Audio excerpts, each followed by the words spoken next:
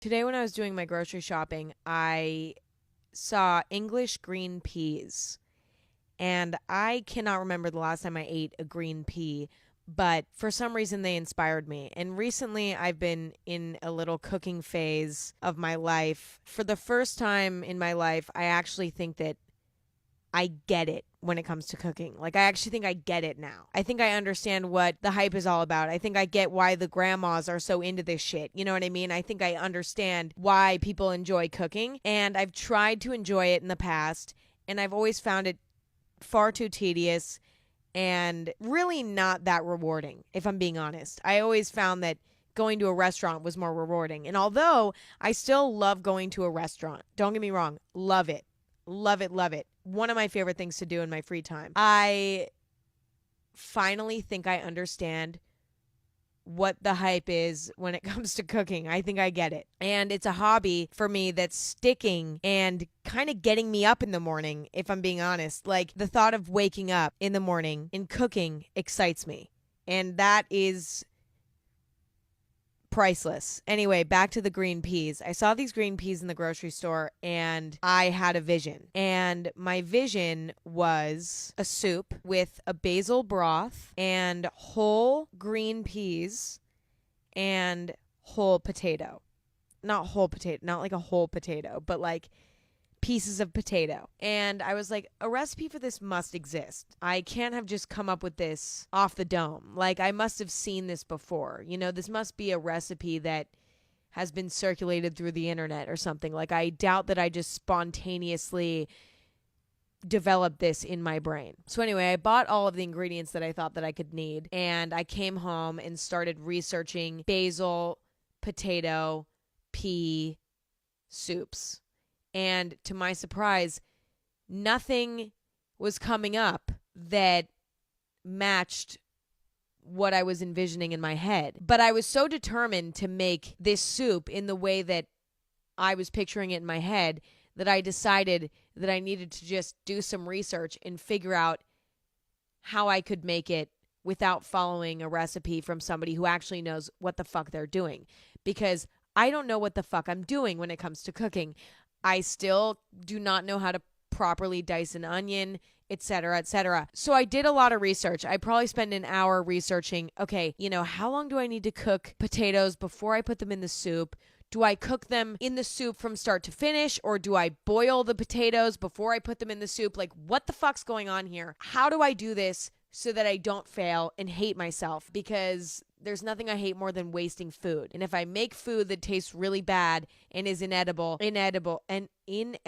then I get really angry at myself because I hate wasting food and I think it's a terrible thing to do. And I avoid it at all costs. And that means that I actually do frequently eat foods that are burnt and or cooked improperly in order to not waste them. And that has caused me stomach pain, etc. Anyway, after all my research, I wrote out a pretty basic plan as to how I was going to make this soup. So the first thing I decided to do was to boil some peas and boil some potatoes. And based on my research, I found that boiling peas only takes about a minute or two, and boiling potatoes only takes about 15 to 20 minutes. So I boiled those for around that amount of time. Did I set a timer? Sure, I did. But the timer went off, and then I stopped it, and then I forgot to take things off the heat. Who knows how long I boiled them. Next, I did some chopping of shallot, and my shallots looked a little bit funky. I honestly thought that they were a little bit moldy, so I kept smelling them to make sure that they weren't moldy. I don't really know what this unknown gray substance is that's around the shallot, but it was the only shallot I had, so I kind of had to make do with what I had. After chopping these terribly, I threw them into a large pot over medium-low heat. Something that I'm just now learning when it comes to cooking is the importance of cooking on a lower heat. Like, I used to think that I just needed to cook everything on high heat, and like that was my path to success. But I'm learning that cooking things low and slow is really effective. Being patient, yes, it might be tempting to turn your heat up all the way when you're cooking something, but that's not good. It's not good. You don't have as much control, and it's just a mess. I finally learned how to cook eggs properly. I used to cook my eggs on high heat, and just now, recently, I learned how to make perfect scrambled eggs in a perfect fried egg, not burnt, even though I don't really mind the flavor of a burnt egg. I don't. But cooking things on a lower temperature is really important. Anyway, so I cooked the shallot over medium-low heat, and then I added some garlic for the last, say, 2 minutes of cooking that shallot. All of that went well. My kitchen started to smell very fragrant, which was exciting. My hands reeked of garlic and shallot, which used to really bug me. Like, it used to make me not want to cook with onion, garlic, shallot because I was so annoyed with how my hands would smell. But now I'm learning to kind of appreciate when my hands smell like food. You know what I mean? This might be kind of disgusting, but it's like, it's not like it's a bad smell. Like, it's yummy. Like, like, I don't know. And before you go and call me a freak, you love onion and garlic. Yes, I'm talking to you. You love onion and garlic. You might not even know that you love it. But when you go to your favorite restaurant, I can guarantee the best tasting dish on the table probably has a shit ton of onion and garlic in it. Even though the smell is a little weird, it's still yummy. And sometimes I itch my armpit and cut a shallot within the same hour. And when I smell my hand later, I don't know if the rancid smell came from me itching my armpit or from the shallot.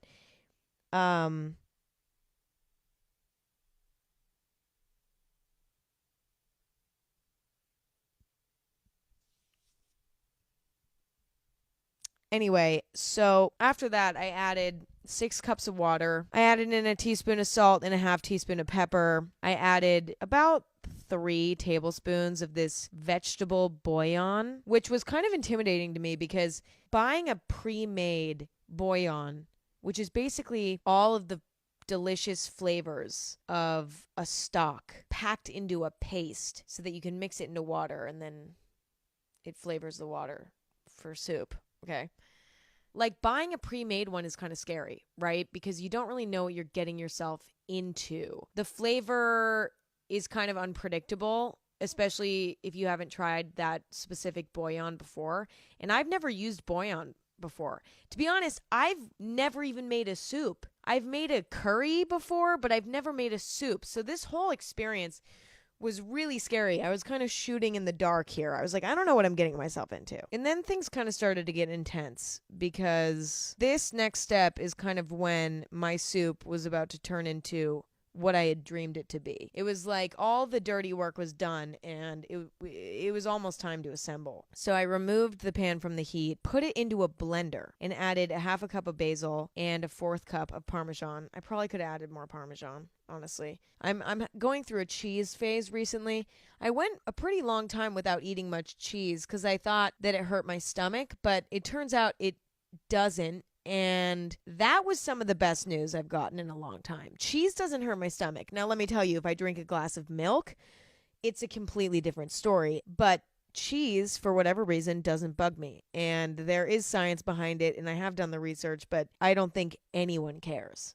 So anyway, I threw everything into the blender except for my peas and my potatoes, and I blended that mixture up. And at first I was really worried. I will say I was concerned because in my brain I had imagined a vibrant green broth for my soup.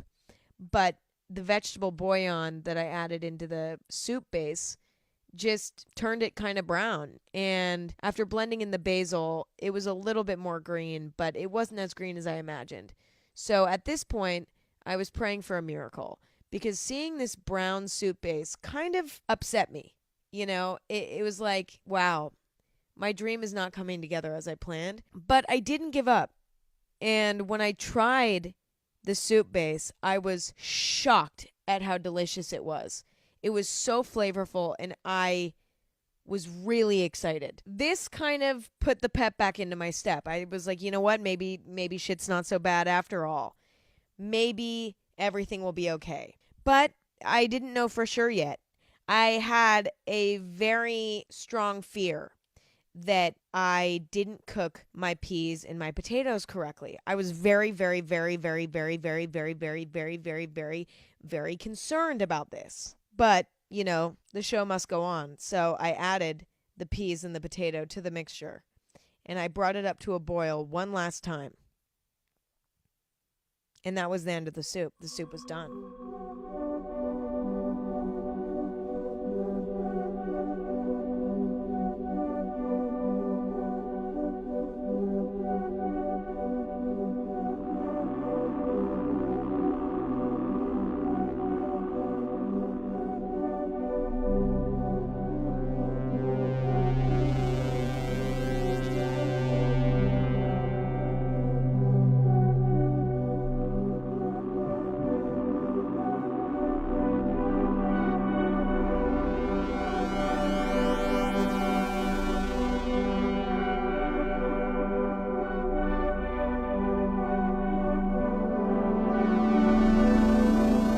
I garnished my soup with some Parmesan cheese because, again, I'm going through a cheese phase right now. I can't stop putting cheese on literally fucking everything. I'm serious. I also garnished my soup with a bit of chives. I love the way that chives look. I just think that they're so beautiful when they're finely chopped. They're like little tiny green circles. And I just think that they look great. I don't say this a lot, but I'm fucking proud of myself, and I'm proud of this fucking soup. And the way that I rate a cooking success is based on whether or not I would purchase it at a restaurant and for how much money I would purchase it for at a restaurant. And with this soup, I would definitely purchase it at a restaurant, and I would pay $17 for it.